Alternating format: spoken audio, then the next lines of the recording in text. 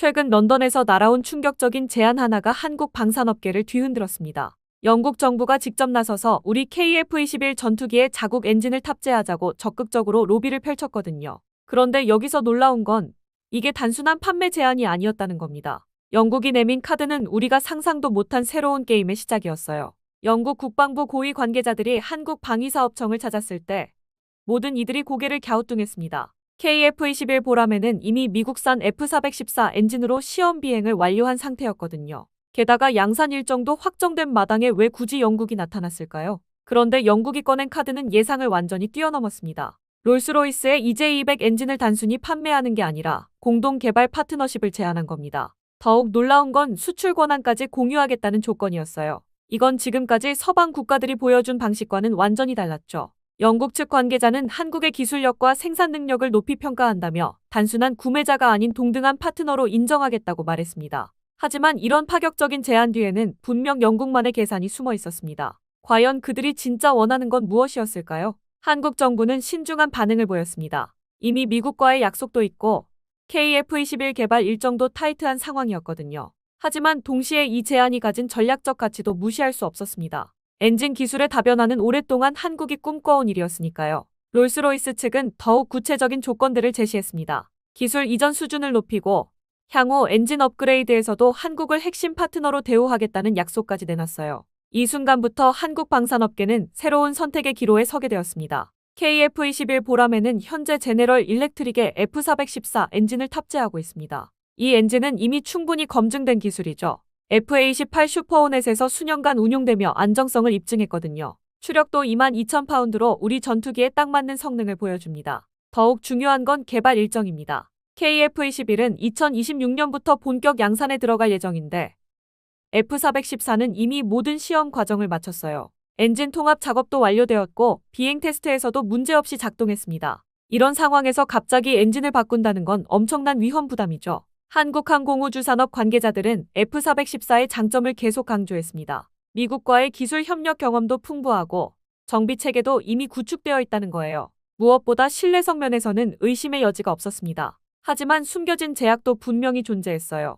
F-414를 사용하는 한 한국은 미국의 수출 허가 없이는 KF-21을 해외에 판매할 수 없습니다. 이른바 ITAR 규제 때문이죠. 특히 중동이나 동남아시아 같은 핵심 수출 시장에서는 미국의 눈치를 봐야 하는 상황이었어요. 게다가 기술 이전 수준도 제한적이었습니다. 엔진의 핵심 기술은 여전히 블랙박스로 남아 있었거든요. 한국이 독자적인 엔진 개발 능력을 기르기에는 한계가 명확했죠. 이런 딜레마 속에서 영국의 제안이 더욱 흥미롭게 다가왔습니다. 영국이 이렇게 적극적으로 나선 이유는 명확했습니다. 바로 글로벌 방산 시장에서의 생존 전략이었어요.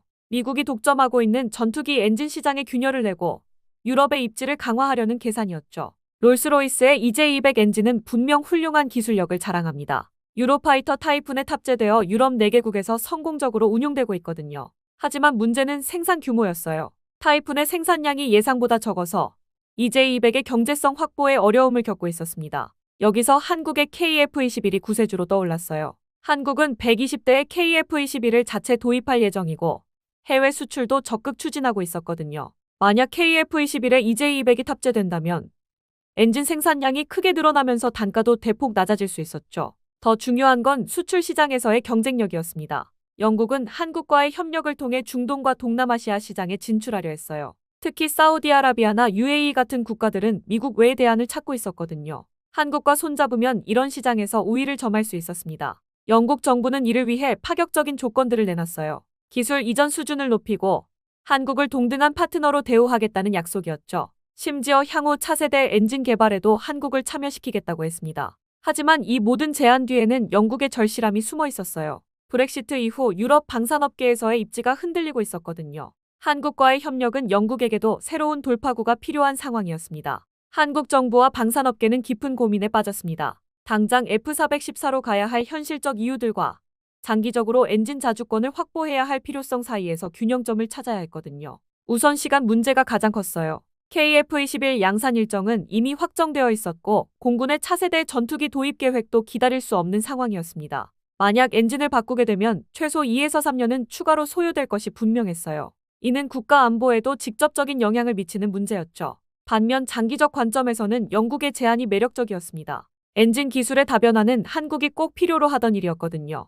미국 한 곳에만 의존하는 건 전략적으로 위험했어요. 특히 수출 시장에서의 자율성 확보는 절실한 과제였습니다. 한국항공우주산업 내부에서도 의견이 갈렸어요. 보수적인 입장에서는 검증된 F414를 고수해야 한다고 주장했습니다. 하지만 일부 엔지니어들은 영국과의 협력이 가져다줄 기술적 혜택에 주목했어요. 특히 차세대 엔진 기술 습득 기회는 놓치기 아까웠죠. 정부 차원에서는 더 복잡한 계산이 필요했습니다. 미국과의 관계도 고려해야 하고 영국의 진정성도 검증해야 했어요. 과연 영국이 약속한 기술 이전과 수출 권한 공유를 실제로 이행할지 의문이었거든요. 무엇보다 한국 자체의 엔진 개발 능력도 고려 요소였습니다. 하나시스템이나 두산 같은 기업들이 이미 엔진 관련 기술에 투자하고 있었거든요. 영국과의 협력이 이런 노력들과 어떻게 연결될 수 있을지가 관건이었어요. 그런데 여기서 놀라운 사실이 하나 밝혀졌습니다. 한국이 이미 비밀리에 엔진 자주권 확보를 위한 준비를 해왔다는 거예요. 두산의 세라믹 터빈 기술이 그 첫 번째 카드였습니다. 두산은 지난 몇 년간 항공기 엔진용 세라믹 터빈 블레이드 개발에 막대한 투자를 해왔습니다. 이 기술은 기존 금속 블레이드보다 내열성이 뛰어나고 무게도 가벼워서 차세대 엔진의 핵심 기술로 주목받고 있었거든요. 이미 시제품 단계를 넘어서 실용화 직전까지 와 있었습니다. 하나시스템도 가만히 있지 않았어요. 미국 프렛 앤 휘트니와의 협력을 통해 엔진 제어 시스템 기술을 축적해왔거든요. 특히 디지털 엔진 제어 장치 분야에서는 이미 상당한 수준에 도달해 있었습니다. 더 놀라운 건 한국항공우주연구원에 숨겨진 프로젝트였어요.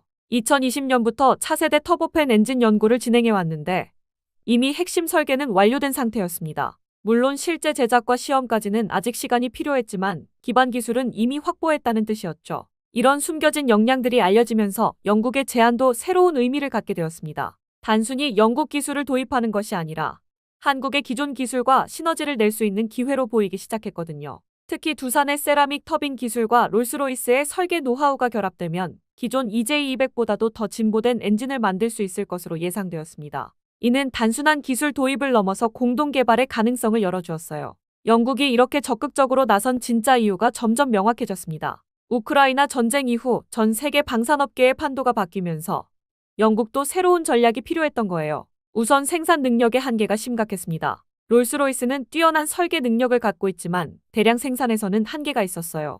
연간 수십 대 수준의 엔진 생산으로는 경제성을 확보하기 어려웠거든요. 반면 한국은 완전히 다른 수준의 생산 능력을 보유하고 있었습니다. 한국의 제조업 역량은 세계 최고 수준이에요. 현대중공업이나 두산 같은 기업들이 보여준 대량 생산 시스템은 영국이 부러워할 정도였거든요. 만약 이런 생산 능력에 롤스로이스의 기술이 결합된다면 전 세계 엔진 시장에서 새로운 강자가 될 수 있었죠. 더 중요한 건 아시아 시장에서의 영향력이었어요. 한국은 이미 동남아시아와 중동에서 상당한 신뢰를 쌓고 있었거든요. KF-21의 수출 협상도 여러 국가와 진행 중이었고요. 영국 입장에서는 이런 네트워크에 편승할 수 있는 절호의 기회였습니다. 특히 인도네시아나 말레이시아 같은 국가들은 한국 기술에 대한 신뢰가 높았어요. 이들 국가는 미국 외의 대안을 찾고 있었는데 한영 협력 모델은 완벽한 솔루션이 될 수 있었거든요. 브렉시트 이후 유럽 내에서의 입지도 고려 요소였어요. 영국은 새로운 글로벌 파트너십이 필요했고 한국은 그 첫 번째 대상으로 부상했습니다. 이는 단순한 비즈니스를 넘어선 전략적 제휴의 성격이 강했어요. 이제 상황이 완전히 바뀌었습니다. 한국은 더 이상 단순히 외국 기술을 도입하는 국가가 아니었어요. 오히려 글로벌 방산업체들이 먼저 손을 내미는 파트너로 자리매김하게 되었거든요. 이런 변화의 핵심에는 한국의 기술 역량이 있었습니다. KF-21 개발 과정에서 보여준 시스템 통합 능력 그리고 대량 생산에서의 품질 관리 노하우는 이미 세계적인 수준이었어요. 여기에 두산이나 하나 같은 기업들의 핵심 부품 기술까지 더해지면서 한국은 완전한 방산 생태계를 구축하게 되었습니다. 수출 시장에서의 위상도 달라졌어요. 과거에는 미국이나 유럽 기업의 하청업체 수준이었다면 이제는 독자적인 브랜드로 인정받기 시작했거든요. 특히 중동과 동남아시아에서는 한국산 방산 장비에 대한 선호도가 급상승했습니다. 영국의 제안도 이런 맥락에서 이해할 수 있어요. 더 이상 기술을 일방적으로 전수해주는 관계가 아니라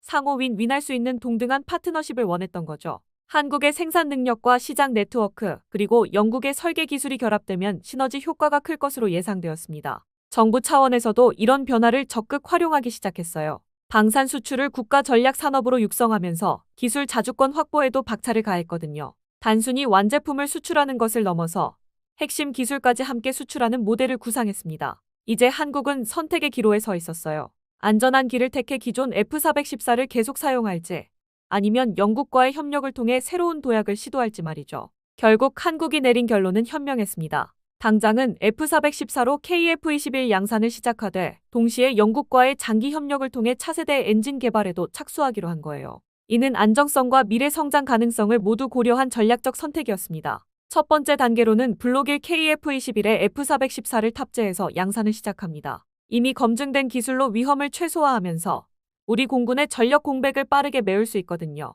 동시에 수출용 모델 개발도 차질 없이 진행할 수 있었어요. 하지만 더 중요한 건 두 번째 단계였습니다. 영국과의 협력을 통해 한국형 차세대 엔진을 개발하기로 한 거예요. 롤스로이스의 설계 노하우와 한국의 세라믹 터빈 기술이 결합되면 기존 엔진들보다 훨씬 진보된 성능을 낼 수 있을 것으로 기대되었죠. 이 과정에서 한국이 얻는 건 기술뿐만이 아니었어요. 수출 주권도 함께 확보하게 되었거든요.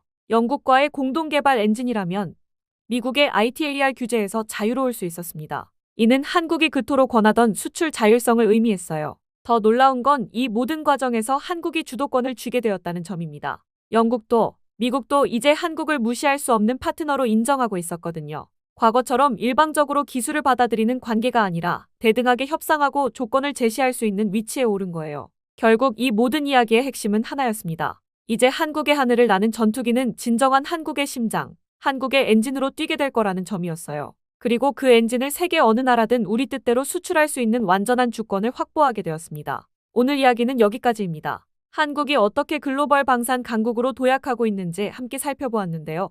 어떠셨나요? 앞으로도 한국 방산업계의 놀라운 성장 스토리들을 계속 들려드릴 예정이니까 구독과 좋아요 버튼 꼭 눌러주세요.